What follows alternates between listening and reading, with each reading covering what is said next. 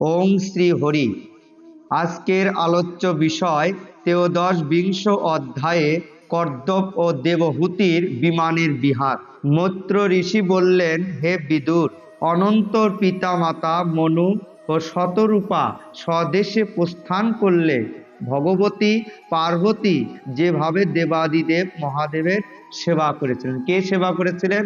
মহাদেবের পার্বতী। দেবাদিদেব মহাদেব সেবা করেছিলেন ভগবতী পার্বতী, তিনি মহাদেবের সেবা করেছিলেন। এইভাবে পতির অভিপ্রায় বিজ্ঞা সদাভি দেবহূতি প্রতিদিন প্রীতি সহকারে স্বামীর পরিচর্যা করতে লাগলেন। স্বামীর পরিচর্যা মানে স্বামীর সেবা করতে লাগলেন। হরে কৃষ্ণ। কাম, দম্ভ, বাসনা, লোভ, পাপ ও গর্ব, এগুলো কি করতে হবে? আমাদের পরিত্যাগ করতে হবে। দেবহূতি অবহিত চিত্তে উদ্যম সহকারে সেবা তৎপর হয়ে বিশ্বাসী, অর্থাৎ বিশ্বাস করতে হবে। কামের ঘরে যাবে না। কাম, ক্রোধ, লোভ, এগুলো কি? নরকের দ্বার। এগুলো আমাদের পরিত্যাগ করতে হবে। তাই সেবা তৎপর হয়ে বিশ্বাস, পবিত্রতা, গৌরব, সংযম, শুভ সূচা, প্রেম ও মধুর ভাষণ আদি সত্যগুণ দ্বারা তার পরম তেজস্বী পতি দেবতাকে সন্তুষ্ট করতে লাগবে। পতি দেবতা কি? প্রত্যেকটা নারীরই পতি দেবতা হলো স্বামী। এই স্বামীকে সন্তুষ্ট করতে হবে এবং স্বামীর সেবা করতে হবে। পতি পরম দেবতা। পতি হলো স্বামী। এই স্বামী হলো নারীগণের কাছে পরম দেবতা। সকালে ঘুম থেকে উঠে নারীরা আগে স্বামীকে ভক্তি করতে হবে, এটাই হলো নিয়ম। তাই পতি পরম দেবতা, এই কথা স্মরণ রেখে, অর্থাৎ ইনি ইচ্ছা করলে দেব শক্তিকে অতিক্রম করতে পারেন, এই বিশ্বাসে সর্বদা পতির আশীর্বাদ, স্বামীর আশীর্বাদ নিতে হবে নারীদের। তাই স্বামীর আশীর্বাদ আকাঙ্ক্ষিনী দেবহূতি একান্ত মনে পতির সেবায় নিরত থাকতেন। পতির সেবা, তার স্বামীর সেবায় সবসময় নিরত থাকতেন। এইভাবে সুদীর্ঘকাল কঠোর নিয়ম পালনে ব্রতচারিণী মনুর কন্যা সিঙ্গি ও দুর্বলা হয়ে পড়েছিলেন। তিনি দুর্বলা হয়ে পড়েছিলেন। কার কন্যা? মনুর কন্যা। হরিবল। দেখে একদিন দেবর্ষি শ্রেষ্ঠ কর্দব অত্যন্ত দুঃখ পেয়ে আদ্য চিত্তে প্রেম গদগদ বাক্যে দেবহূতিকে বলতে লাগলেন। দেবহূতিকে তিনি এই কথাই বলতে লাগলেন। কর্দব ঋষি বললেন, হে মনু নন্দিনী। কর্দব ঋষি বলতে লাগলেন যে, হে মনু নন্দিনী, তুমি আমার খুব আদর যত্ন করছো, তুমি আমার খুব আদর যত্ন করছো। তোমার সেবা এবং ঐকান্তিক ভক্তিতে আমি খুবই সন্তুষ্ট হয়েছি। তহিগণের কাছে তার নিজ দেহ, তার এই নিজের দেহ অতীব প্রিয় ও আদরণীয়, কিন্তু তুমি আমার সেবা কার্যে তোমার সেই দেহ ক্ষীণ হলে সেদিকে কোনো পদক্ষেপ করছো না।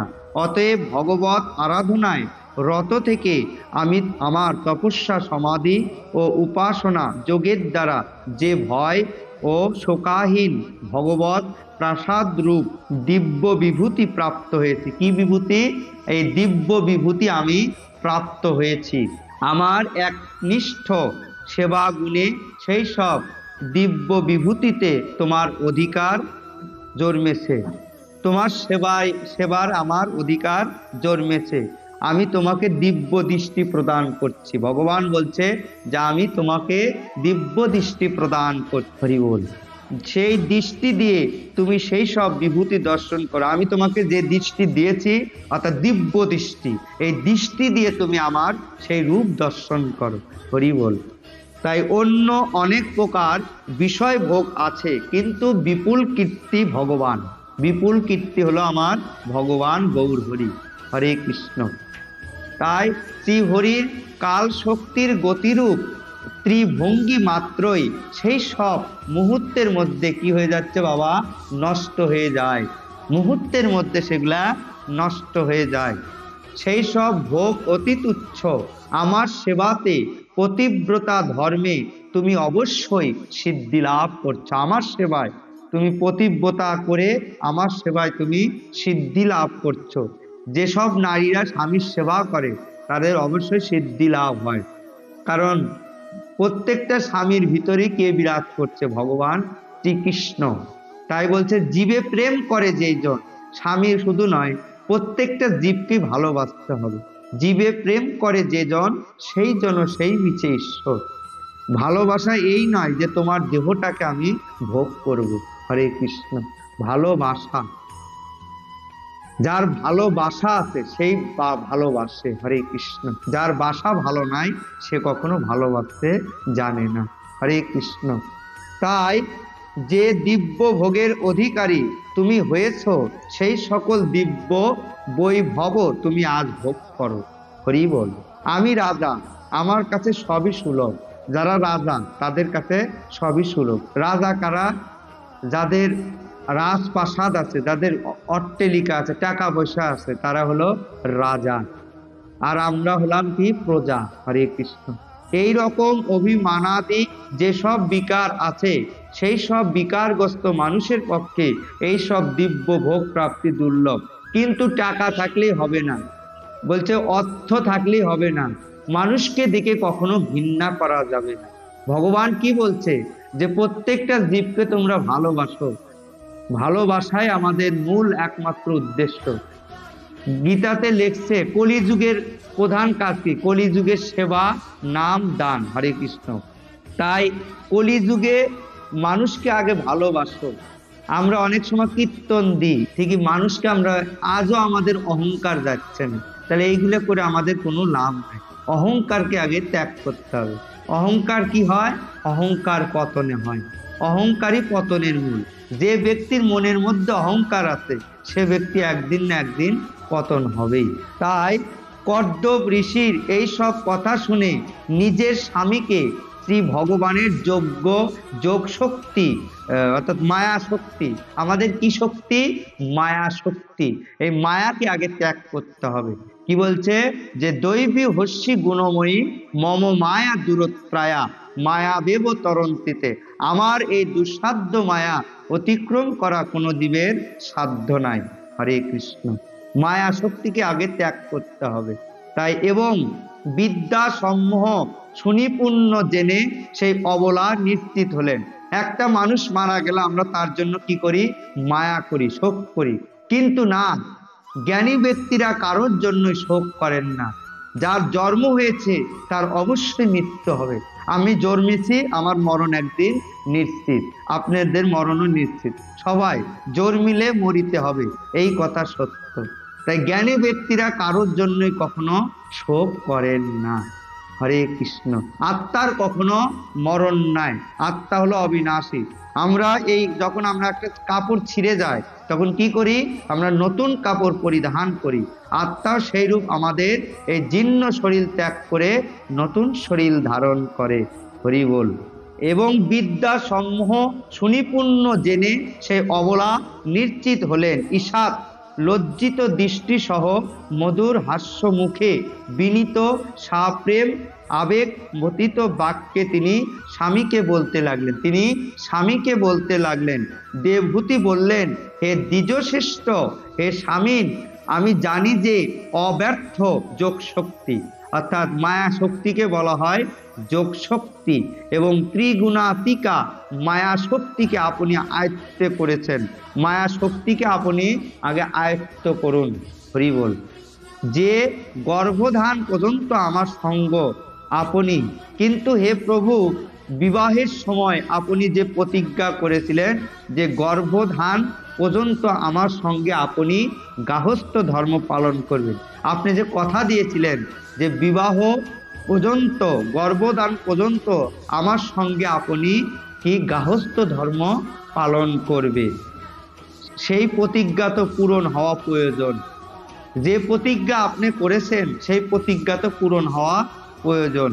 কারণ সর্বগুণ সম্পন্ন শ্রেষ্ঠ প্রতিসঙ্গে পতিব্রতা রমণীদের যে সন্তান উৎপত্তি, তাই তাদের পরম লাভ। আমরা যখন একটা মেয়েকে বিয়ে করি তখন আমরা কিন্তু প্রতিজ্ঞা করি যে আজ থেকে সারা জীবনের ভাত কাপড়ের আমি দায়িত্ব নিলাম। সেরকম স্বামীর কর্তব্য যে রমণীর প্রতিজ্ঞা পূরণ করা। হরে কৃষ্ণ। কারণ সর্বগুণ সম্পন্ন শ্রেষ্ঠ পতি সঙ্গে পতিব্রতা রমণীদের যে সন্তান উৎপত্তি, তাই তাদের পরম লাভ। এটাই আমাদের কি? পরম লাভ। আমাদের উভয়ের অঙ্গ সঙ্গের জন্য শাস্ত্রবিধি অনুসারে যা করণীয় আপনি আমাকে তাই উপদেশ করুন। যেটা করলে আমার ভালো হবে সেটাই আমাকে আপনি উপদেশ করুন। আর স্নান, অনুলেপন, ভোজন আদি উপযুক্ত সামগ্রীর ব্যবস্থা করে দিন যাতে মিল নেচ্ছায় অত্যন্ত ক্ষুদ্র ও ব্যাকুল আমার এই দেহ আপনার সঙ্গমযোগ্য হতে পারে। আমার এই দেহ আপনার সঙ্গমযোগ্য হতে পারে। সঙ্গমযোগ্য মানে স্বামী স্ত্রী যে মিলন, সেই সঙ্গমযোগ্য হতে পারে। কারণ আপনার কারণে বর্ধিত কাম বেদনায়, কিসের বেদনা? কামনা বাসনার বেদনায় আমি বিহুল হয়ে রয়েছি। কাম বেদনায় আমি বিহুল হয়ে রয়েছি। হে স্বামীন, এই জন্য উপযুক্ত একটু ভবন যাতে রচিত হয় আপনি তারও ব্যবস্থা করুন। ভবন মানে বাসারও ব্যবস্থা করুন। মৈত্রমুনি বললেন, হে বিদুর, পত্নীর ইচ্ছা পূরণের জন্য কদ্যপ মুনি যেই সময় সমাধিস্থ হয়ে এক বিমান সৃষ্টি করলেন। কি সৃষ্টি করলেন? একটা বিমান সৃষ্টি করলেন। হরি বল। যে বিমান ইচ্ছা মতো যত্রতত্র বিচরণ করতে পারে। বিমান কি হয়? এক জায়গার থেকে আর এক জায়গা নিয়ে যায়। ওই বিমান সকল প্রকার কাম্য ভোগ সুখ প্রদানের সামর্থ্য। ওই বিমান কিন্তু এই জিনিসগুলা যে তৈরি না। ওটা কিসের বিমান? সোনার বিমান। ওই বিমান কে চালায়? জয় আর বিজয়। হরে কৃষ্ণ। তাই অত্যন্ত সুন্দর, সর্বপ্রকার রত্নখচিত, সকল সম্পদের উত্তর বৃদ্ধি সম্পন্ন মণিময় স্তম্ভে পরিশোভিত ছিল। সেটি সব ঋতুতেই সুখদায়ক। সব ঋতুতেই সুখদায়ক। ঋতু কেন? গ্রীষ্ম, শীত, বর্ষা, এগুলো হলো ঋতু। এগুলো 6টা মাস হলো ঋতুর মাস। তাই অলৌকিক ভোগ উপকরণ সমন্বিত বিচিত্র পট বস্তু খণ্ড ও পাতকায় শোভাবিত ছিল। বিচিত্র পুষ্প দ্বারা, পুষ্প মানে ফুল, এই বিচিত্র পুষ্প দ্বারা রচিত মাল্যের শোভায় ওই রথখানি শোভাবিত ছিল। ওই রথখানি দেখতে খুব শোভাবিত ছিল, মানে সুন্দর দেখাচ্ছিল। সেই সব পুষ্পে ভ্রমরগণ মনোহর গুঞ্জন করছিল। ভ্রমররা গুঞ্জন করছিল। নানা রকম সুতি ও রেশমি বস্ত্রের সজ্জায় সেই রথের শোভা বৃদ্ধি পেয়েছিল। হরে কৃষ্ণ। উপযুক্ত পরিদোলনা 3 তোলাক্রমে রচিত সব ঘরের রমণীয় আসন সুসজ্জিত ছিল। ভগবানের রথকে বলা হয় পুষ্পরথ। হরে কৃষ্ণ। মানুষ মৃত্যুর পর যারা ভালো কাজ করে তারা সেই পুষ্পরথে সেই ভগবত ধামে চলে যায়। হরে কৃষ্ণ। ভগবানের রথের নাম হলো পুষ্পরথ। হরে কৃষ্ণ। তাই ব্যঞ্জন পাখা ও কপালঙ্ক ব্যঞ্জন পাখা ও রমণীয় আসন সুসজ্জিত ছিল। তার মধ্যে যত্রতত্র নানা রকম শিল্পকর্ম বিভিন্ন স্থানে শোভাবর্ধন করছিল। বিভিন্ন স্থানে এটা কি করছিল? শোভাবর্ধন করছিল। কোথাও মরক্ত মণিময় প্রদেশ, আবার কোথাও বা বসার জন্য বিদ্রুপ মণিময় প্রবালময় বেদি প্রস্তুত ছিল। কি ছিল? বেদি, বসার বেদি প্রস্তুত ছিল। বিমানের দরজা, সেই বিমানের দরজাগুলি প্রবাল মণিময় চৌকাঠ তো হিরেক নির্মিত দরজায় কপাট এবং তার ইন্দ্র নীল মণিষ নির্মিত শিখরে স্বর্ণ কলস, মানে সোনার কলস, তাকে বলা হয় স্বর্ণ কলস সংস্থাপিত ছিল। সেখানে স্বর্ণ কলস সংস্থাপিত ছিল। হিরেকময় ভিত্তি দেশ বা দেওয়ালের বড় বড় লাল পদ্ম রাগ মণি বসানো ছিল। দেওয়ালে বড় বড় স্বর্ণ মানে স্বর্ণ তোরানো সজ্জিত ছিল সেই বিমান। বড় বড় লাল পদ্ম রাগ মণি সেই দেওয়ালে বসানো ছিল, দেওয়ালের মধ্যে বসানো ছিল। দেখে মনে হচ্ছিল সেগুলি যেন তার চোখ। দেখে মনে হচ্ছে যে সেগুলি তার চোখ। হরি বল। এবং বিচিত্র চন্দ্রাতপ ও মহামূল্য স্বর্ণ তোরানে সজ্জিত ছিল সেই বিমান। সেই বিমানটা ছিল সোনা দিয়ে বানানো। ওই বিমানের মধ্যে যেখানে সেখানে সর্বত্রই কৃত্রিম হাঁস, পায়রা ইত্যাদি পক্ষী সেই তার ভিতর কি ছিল, সাজানো ছিল। পাখিগুলি যেন জ্বলন্ত সচল বলে মনে হচ্ছিল, সেই পাখিগুলি সচল বনে মনে হচ্ছিল। সেই কৃত্রিম পাখিগুলিকে জীবন্ত মনে করে বহু বহু হাঁস, পায়রা ইত্যাদি পাখির দল তাদের কাছে বসে কুঞ্জন করেছিল। পাখির দলেরা তার কাছে বসে কুঞ্জন করেছিল।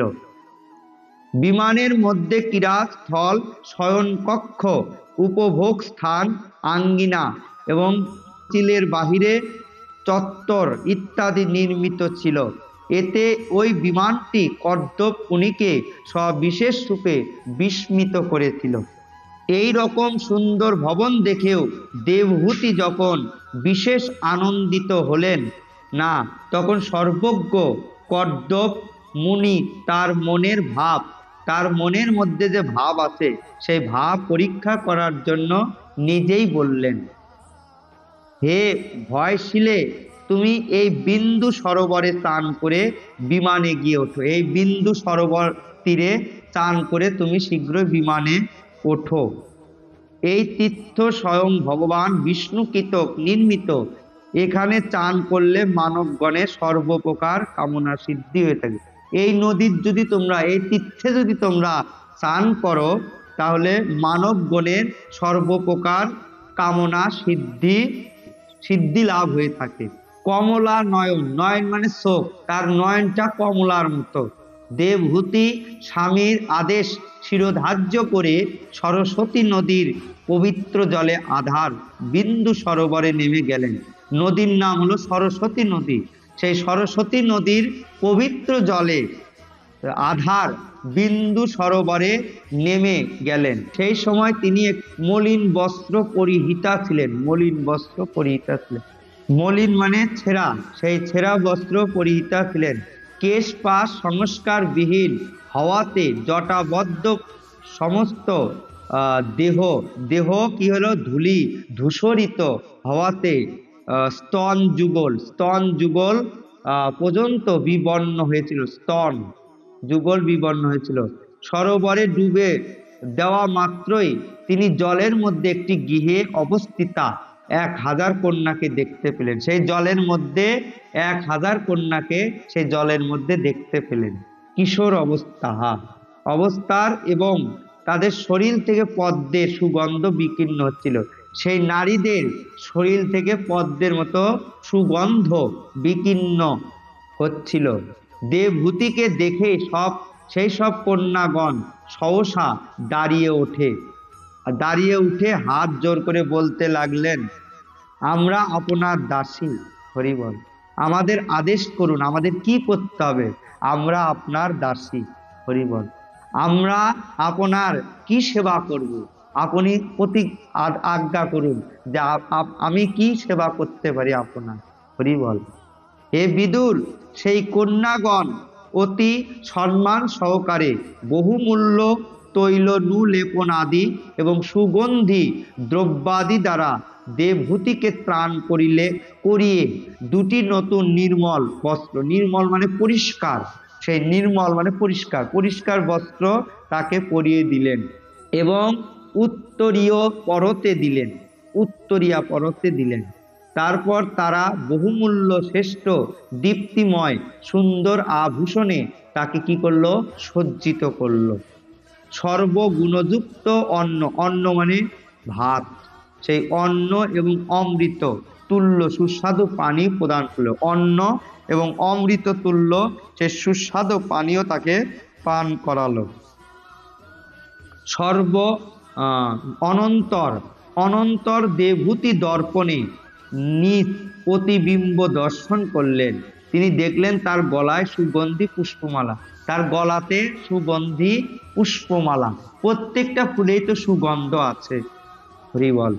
তাই পরিধানে স্বচ্ছ বস্ত্র, দেহ হলো নির্মল, এই দেহটা তার নির্মল মানে পরিষ্কার, হরি বল, কান্তিময়, এবং দেহ ও ওই কন্যাগণ অতি যত্ন সহকারে নানাবিধ মাঙ্গলিক সজ্জায় সাজিয়ে দিয়েছে, মাঙ্গলিক সজ্জায় সাজিয়ে দিয়েছে, গন্ধ তৈল আদি দ্বারা মস্তকে পরিপাট্য হয়েছে। গন্ধ তৈল আদি, তৈল মানে তেল, সেই গন্ধ তেল দ্বারা তার মস্তকে পরিপাট্য হয়েছে।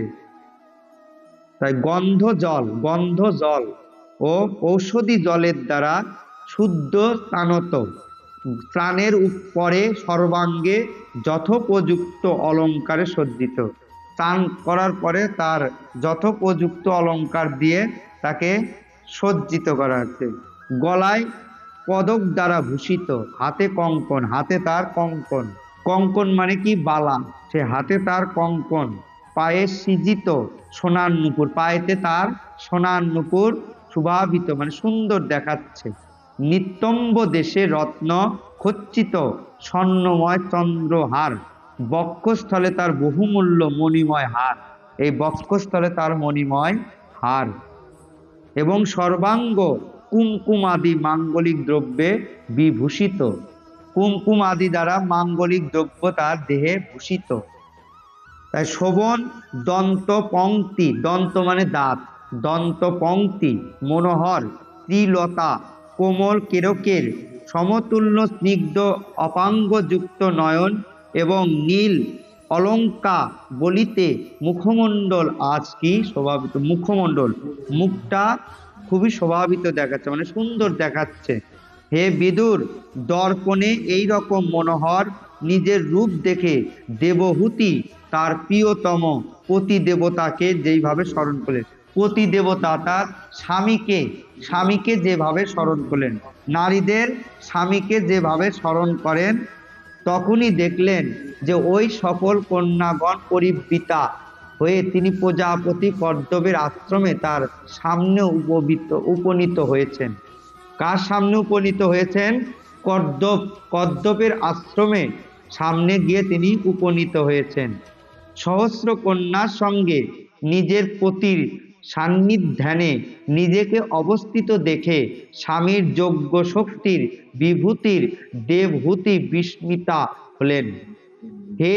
হে শত্রু দমন বিদুর, হে শত্রু দমন বিদুর, প্রজাপতি কর্দব দেখলেন যে শুদ্ধ স্নান করে পরিষ্কৃত দেহে বিবাহ পূর্বকালের রূপবতী হয়ে দেবহূতি অপূর্ব সুন্দর স্ত্রী ধারণ করছেন। তার সুন্দর মনোহর স্তন যুগল, তার স্তন যুগলটা কুস্ফটিকা দ্বারা সমগ্রভাবে আচ্ছাদিত, সহস্র বিদ্যধরী তার পরিচর্যায় রত, পরিধানে সুন্দর বস্ত্র তার শোভা পাচ্ছে, পরিধানে তার সুন্দর বস্ত্র শোভা পাচ্ছে। তখন তিনি প্রিয়তমা দেবহূতিকে প্রণয় সহকারে পূর্ব বর্ণিত বিমানে তাকে উঠিয়ে নিলেন, দেবহূতিকে তার বিমানে উঠিয়ে নিলেন। সেই সময় কর্দব ঋষি যদিও দেবহূতির প্রতি অত্যন্ত অনুরক্ত হয়েছিলেন, তথাপি তার মহিমা একটু লুপ্ত হয়নি। বিদ্যাধারীগণ তার সেবা করতে লাগলেন। এখানে কর্দব ঋষি পূর্ণচন্দ্রের বিমান, আকাশের বিদ্যাধরীগণ নক্ষত্র ও মালারও তাদের নেত্র সমূহ কুমুদ বিন্দের সাদৃশ্য ধারণ করছে। সেই বিমান থেকে তিনি দীর্ঘকাল যাবৎ কুবেরের মতো সুমেরু পর্বতের গুহা সমূহে বিহার করতে লাগলেন। সেই গুহাগুলি অষ্টলোক পালগণের বিহার স্থান। কামদেবের সহচর বন্ধু শীতল মন্দ সুগন্ধ বায়ু মানে বাতাস, সুগন্ধ বায়ু সেখানে সর্বদাই প্রবাহিত, এবং গঙ্গা নদী স্বর্গের থেকে মঙ্গলময়, স্বর্গের থেকেও গঙ্গা নদী মঙ্গলময়। পতন শব্দে এই স্থান থেকে নিরন্তর মুখরিত। সেই সময়ে দিব্য বিদ্যাধরীগণ তার সেবায় কি রত ছিল এবং সিদ্ধিগণ বন্দনা গীত গাইছিলেন। এইভাবে প্রাণপ্রিয়া দেবহূতির সাথে কর্দব মুনি বৈষমক, সুরসেন, নন্দন, পুষ্পভদ্রক এবং চৈত্ররথাদি দেবদান সমূহ তথা মানস সরোবরে অনুরাগ ভরে তারা বিহার করেছিলেন। সেই দীপ্তিশালী যথার্থগামী শ্রেষ্ঠ বিমানে বায়ুর মতো সর্বলোকে পর্যটন করে কর্দব ঋষি অপরাপর বিমান বিহারী দেবতাদেরও অতিক্রম করেছিলেন। হে বিদুর, শ্রী ভগবানের ভব ভয় হারি পবিত্র পাদপদ্মকে যিনি আশ্রয় করেছেন, সেই ভক্তের কাছে কোনো বস্তু বা কোনো শক্তি দুর্লভ হতে পারে না। এইভাবে মহাযোগী কর্দব দ্বীপ বর্ষাদি সংস্থান বিশেষ এই সমগ্র ভূমণ্ডল যতদূর বিস্তৃত অত্যাচার্য সেই ভূমণ্ডল তার প্রিয়তমাকে দর্শন করিয়ে নিজ আশ্রমে ফিরে এলেন। প্রিয়তমাকে, প্রত্যেকটা স্বামীর কাছে নারীরা হলো প্রিয়তমা, সেই প্রিয়তমাকে দর্শন করিয়ে নিজ আশ্রমে ফিরে এলেন। তারপর তিনি নিজেকে 9 রূপে বিভক্ত করে, সে 9 রূপে বিভক্ত করে। তার সাথে বহু বছর তিনি বিহার করলেন, কিন্তু এই দীর্ঘ সময় তাদের কাছে মুহূর্তের মতো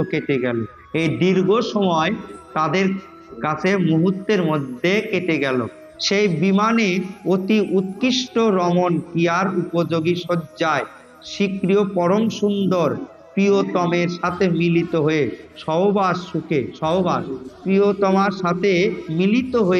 সহবাস সুখে সেই বহু বৎসর তাক দীর্ঘ সময় অতীত হলেও দেবহূতি তার কিছুই বুঝতে পারলেন না। এইভাবে সেই কামাসক্ত দম্পতি নিজেদের যোগ বলে 100 বৎসর বিহার করেও তা ক্ষণকালের মতো মনে করলেন। পরমাত্ম তত্ত্বজ্ঞ কর্দব ঋষি যোগ বলে সকলের সংকল্প বুঝতে পারতেন।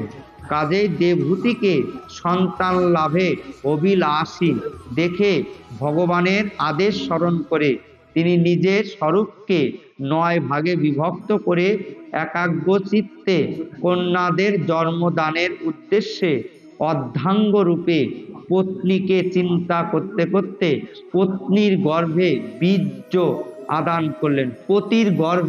পতির গর্ভে বীজ আদান করলেন। এর ফলে দেবহূতি একসাথে 9টি কন্যা সন্তান প্রসব করলেন। 9টা কন্যা সন্তানে তার প্রসব করলেন। তারা সকলেই সর্বাঙ্গ সুন্দরী, সকলেই রক্ত পদগন্ধা ছিল। এই সময় শুদ্ধ সত্তা সতী দেবহূতি দেখলেন যে পূর্ব প্রতিজ্ঞা অনুযায়ী তার পতিদেব সন্ন্যাশ্রম গ্রহণ করে বনের দিকে উদ্যত হয়েছেন। তার পতি মানে স্বামী, তিনি অন্তরের দুঃখ বেদনা চেপে রেখে অতি কষ্টে অশ্রু সংবরণ করে বাহিরে প্রফুল্ল বদনে মৃদু হাস্যে ব্যাকুল ও সন্তপ্ত হৃদয়ে অধোবদনে নখমণিমণ্ডিত চরণ কমল দিয়ে মাটিতে আঁচড়ে কাটতে কাটতে ধীরে ধীরে অতি মধুর বাক্যে স্বামীকে বললেন। দেবহূতি বললেন, ভগবান বিবাহকালে আপনি যা যা প্রতিশ্রুতি দিয়েছিলেন, আমাকে দিয়েছিলেন সব এখন পূর্ণ করছেন। তবু আমি আপনার শরণাগত, আমাকে অভয় দান করুন। সেই দেবহূতি তাকে বলিচ্ছে যে আমাকে অভয় দান করুন। হে ব্রাহ্মণ, এই কন্যাদের উপযুক্ত পাত্রের সন্ধান করতে হবে, এবং আপনি সংসার ছেড়ে চলে গেলে আমার জন্ম মরণ রূপ শোকে সান্ত্বনা দেবার জন্য কাউকে প্রয়োজন। হে প্রভু, এতদিন পরমাত্মার থেকে বিমুখ হয়ে আমার জীবন ইন্দ্রিয় ভোগ সুখে নিরর্থক নষ্ট হয়েছে। আপনার পরম তত্ত্ব বুঝতে না পেরে আমি ইন্দ্রিয়ের বিষয়ে আসক্ত থেকে আপনার প্রতি অনুরাগী ছিলাম। তবু প্রার্থনা করি যে এই অনুরাগ আমার সংসার ভীতি বিদূরিত করতে সহায়ক হোক। অনুরাগ না থাকলে ভালোবাসা থাকে না। তাই অজ্ঞান বশত অসৎ পুরুষের সাথে যেই সঙ্গ করলে সংসারে বন্ধনের কারণ হয়, সেই সঙ্গই সৎ পুরুষের সাথে সম্প্রদান করলে অসঙ্গতা প্রদান করে। সংসারে যে পুরুষের দ্বারা না হয় ধর্ম সম্প্রদান, আর না হয় বৈরাগ্য উৎপাদন, কিংবা না হয় ভগবৎ সেবা, সেই পুরুষ তো জীবিত থেকেও মৃতের সমান কিঞ্চিৎকর। আমরা জীবিত থেকেও মৃতের সমান, কারণ আমরা ভগবৎ তত্ত্ব জানি না। আমি নিশ্চয় ভগবানের মায়া শক্তির দ্বারা বিমুক্তা হয়ে অতিশয় বঞ্চিত হয়েছি, যার ফলে আপনার মতো মোক্ষদাতা অতি দেবতাকে পেয়েও আমি সংসার বন্ধন থেকে মুক্ত লাভের অভিলাষী হয়নি। আপনি অতি দেবতা, আপনাকে পেয়েও আমি এই সংসারের বন্ধন থেকে মুক্তি লাভের অভিলাষী হইনি। এটা আমারই ব্যর্থতা। শ্রীমৎ মহর্ষি বেদব্যাস প্রণীত পরমহংসী সংহিতা শ্রীমৎ ভাগবত মহাপুরাণের ৩য় স্কন্দের ১৩বিংশ অধ্যায়ের বঙ্গা অনুবাদ সমাপ্ত। ওম হরি ওম তৎসৎ, ওম হরি ওম তৎসৎ, ওম হরি ওম তৎসৎ।